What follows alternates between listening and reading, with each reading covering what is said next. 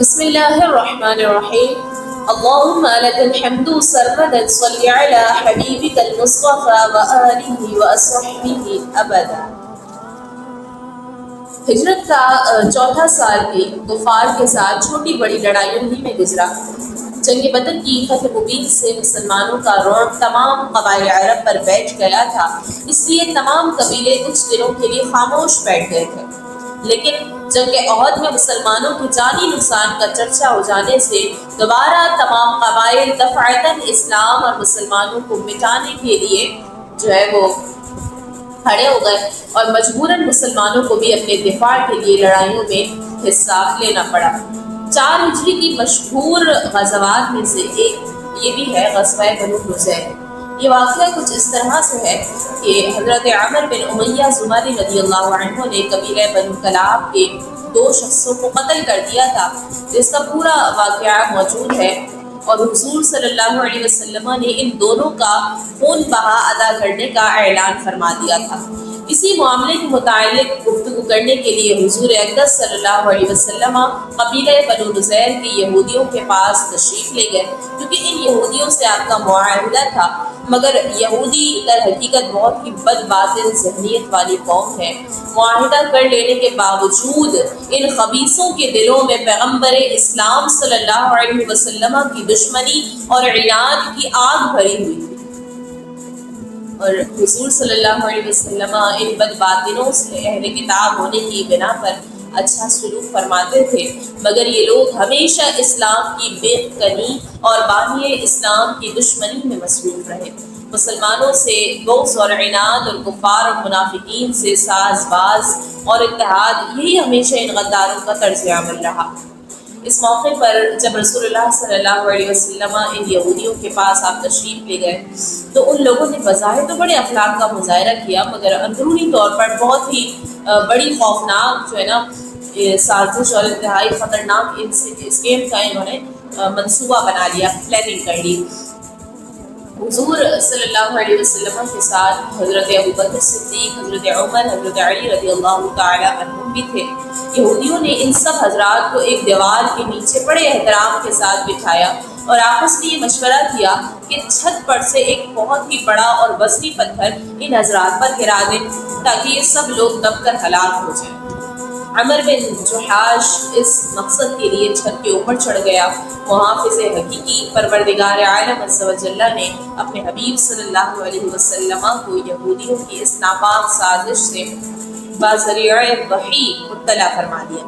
اس لیے فوراً ہی آپ صلی اللہ علیہ وسلم وہاں سے اٹھ کر چپ چاپ اپنے ہمراہیوں کے ساتھ چلے آئے اور مدینے تشریف لا کر صحابہ کرام رضی اللہ تعالیٰ عنہ کو یہودیوں کی اس سازش سے آپ نے آگاہ فرمایا، اور انصار و مہاجرین سے مشورہ کیے کے بعد ان یہودیوں کے پاس قاصد بھیج دیا کہ چونکہ تم لوگوں نے اپنی اس دسیسہ کاری اور قاتلانہ سازش سے معاہدہ توڑ دیا، اس لیے اب تم لوگوں کو 10 دن کی مہلت دی جاتی ہے کہ تم اس مدت میں مدینے سے نکل جاؤ، اور اس کے بعد جو شخص بھی تم میں سے یہاں پر پایا جائے گا قتل کر دیا جائے گا.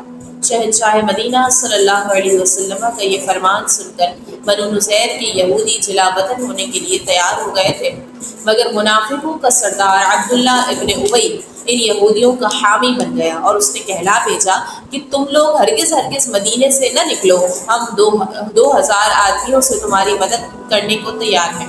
اس کے علاوہ بنو قریظہ اور بنو غطفان یہودیوں کے 2 طاقتور قبیلے بھی تمہاری مدد کریں گے. بنو نذیر کے یہودیوں کو جب اتنا بڑا سہارا مل گیا تو وہ شیر ہو گئے، اور انہوں نے حضور صلی اللہ علیہ وسلم کے پاس کہلا بھیجا کہ ہم مدینہ چھوڑ کر نہیں جا سکتے، آپ کے جو دل میں آئے کر لیجیے. یہودیوں کے اس جواب کے بعد حضور صلی اللہ علیہ وسلم نے مسجد نبوی کی امامت حضرت ابن ام مکتوم رضی اللہ عنہ کے سپرد فرما کر خود بنو نذیر کا آپ نے ارادہ فرمایا اور ان یہودیوں کے قلعے کا محاصرہ کر لیا. یہ محاصرہ 15 دن تک قائم رہا. قلعہ میں باہر سے ہر قسم کے سامانوں کا آنا جانا بند ہو گیا اور یہودی بالکل ہی محصور اور مجبور ہو کر رہے. مگر اس موقع پر نہ تو منافقوں کا سردار عبداللہ بن ابی یہودیوں کی وہ مدد کے لیے آیا، نہ بنو قریظہ اور بنو غطفان نے کوئی مدد کی. اللہ تبارک و تعالیٰ نے ان دغا بازوں کے بارے میں قرآن مجید فرقان حمید میں ارشاد فرمایا كمثل الشيطان إذ قال للإنسان اكفر فلما كفر قال إني بريء منك إني أخاف الله رب العالمين.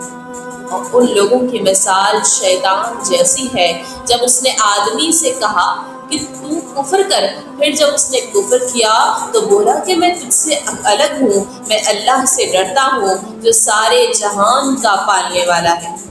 یعنی جس طرح شیطان آدمی کو کفر پر ابھارتا ہے نا، لیکن جب آدمی شیطان کے ورغلانے سے کفر میں مبتلا ہو جاتا ہے تو شیطان چپکے سے جو ہے وہ کھسک کر پیچھے ہٹ جاتا ہے. تو اسی طرح منافقوں نے بنو نذیر کے یہودیوں کو شہ دے کر دلیر بنا دیا اور اللہ کے حبیب صلی اللہ علیہ وسلم سے لڑا دیا. لیکن جب بنو نذیر کے یہودیوں کو جنگ کا سامنا ہوا تو منافق چھپ کر اپنے گھروں میں بیٹھ رہے. حضور صلی اللہ علیہ وسلم نے قلعہ کے محاصرے کے ساتھ قلعہ کے آس پاس کھجوروں کے کچھ درختوں کو بھی آپ نے کٹوا دیا، کیونکہ ممکن تھا کہ درختوں کے جھنڈ میں یہودی چھپ کر اسلامی لشکر پر جو ہے نا وہ چھاپا مارتے اور جنگ میں مسلمانوں کو دشواری ہو جاتی. ان درختوں کو کاٹنے کے بارے میں مسلمانوں کے دو گروہ بن گئے.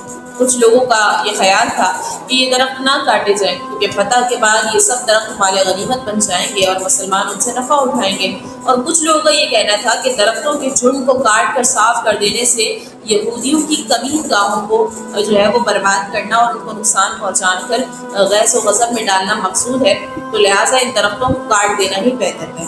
تو اس موقع پر سورۃ الحشر کی جو ہے آیت مبارکہ نازل ہوئی. ما قطعتم من لينة أو تركتموها قائمة على أصولها فبإذن الله وليخزي الفاسقين. جو درخت تم نے کاٹے یا جن کو ان کی جڑوں پر قائم چھوڑ دیے، یہ سب اللہ کے حکم سے تھا تاکہ خدا فاسقوں کو رسوا کرے.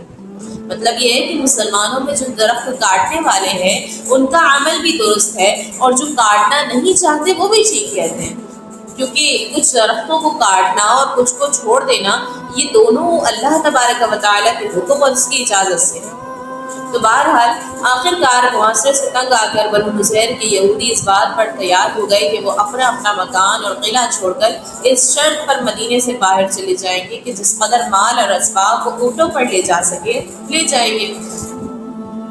حضور صلی اللہ علیہ وسلم نے یہودیوں کی اس شرط کو منظور فرما لیا اور بنو نذیر کے سب یہودی 600 اونٹوں پر اپنا مال و سامان لاد کر ایک جلوس کی شکل میں گاتے بجاتے ہوئے مدینے سے نکلے. کچھ تو خیبر چلے گئے اور زیادہ تعداد میں ملک شام جا کر ازریعات اور اریحہ میں وہ لوگ آباد ہو گئے. ان لوگوں کے چلے جانے کے بعد ان کے گھروں کی مسلمانوں نے جب تلاشی لی تو 50 لوہے کی ٹوپیاں، 50 زرہیں، 340 تلواریں نکلی جو حضور صلی اللہ علیہ وسلم کے قبضے میں آئیں. اللہ تبارک و تعالیٰ نے بنو نذیر کے یہودیوں کی اس جلاوطنی کا قرآن مجید نے بھی ذکر فرمایا. سورۃ الحشر کی آیات میں کہ هو الذي أخرج الذين كفروا من أهل الكتاب من ديارهم لأول الحشر ما ظننتم أن يخرجوا وظنوا أنهم مانعتهم حصونهم من الله فآتاهم الله من حيث لم يحتسبوا وقذف في قلوبهم الرعب يخرجون بيوتهم بأيديهم وأيدي المؤمنين فاعتبروا يا أولي الأبصار. اللہ وہی ہے جس نے کافر کتابیوں کو ان کے گھروں سے نکالا ان کے پہلے حشر کے لیے. اے مسلمانوں، تمہیں یہ گمان نہ تھا کہ وہ نکلیں گے اور وہ سمجھتے تھے کہ ان کے قلعے انہیں اللہ سے بچا لیں گے، تو اللہ کا حکم ان کے پاس آ گیا جہاں سے ان کو گمان بھی نہ تھا، اور اس نے ان کے دلوں میں خوف ڈال دیا کہ وہ اپنے گھروں کو خود اپنے ہاتھوں سے اور مسلمانوں کے ہاتھوں سے ویران کرتے ہیں.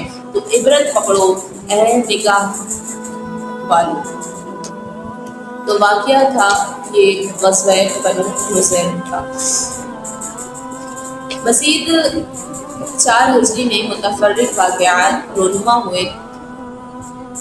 اسی سال غزوہ بنو نذیر کے بعد جب انصار نے کہا کہ یا رسول اللہ صلی اللہ علیہ وسلم بنو نذیر کے جو اموال غنیمت ملے ہیں وہ سب آپ ہمارے مہاجر بھائیوں کو دے دیجیے، ہم اس میں سے کسی چیز کی طلبگار نہیں ہیں۔ تو حضور صلی اللہ علیہ وسلم نے خوش ہو کر یہ دعا فرمائی کہ اللہم ارحم الانصار وابناء الانصار وابناء ابناء الانصار، اے اللہ انصار پر، انصار کے بیٹوں پر اور انصار کے بیٹوں کے بیٹوں پر رحم فرما۔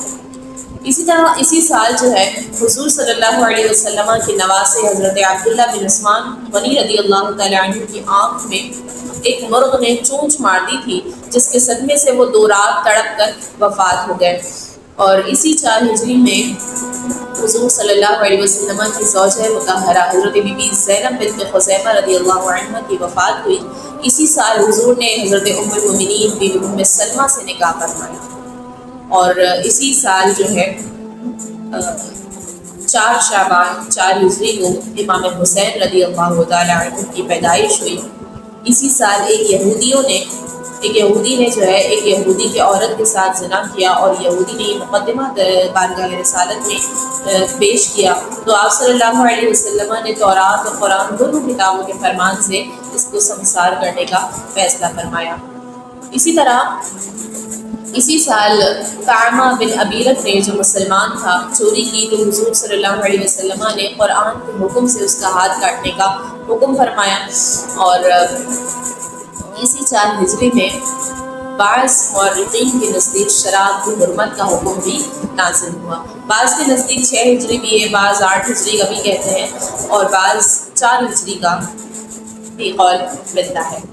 وما علینا الا البلاغ المبین۔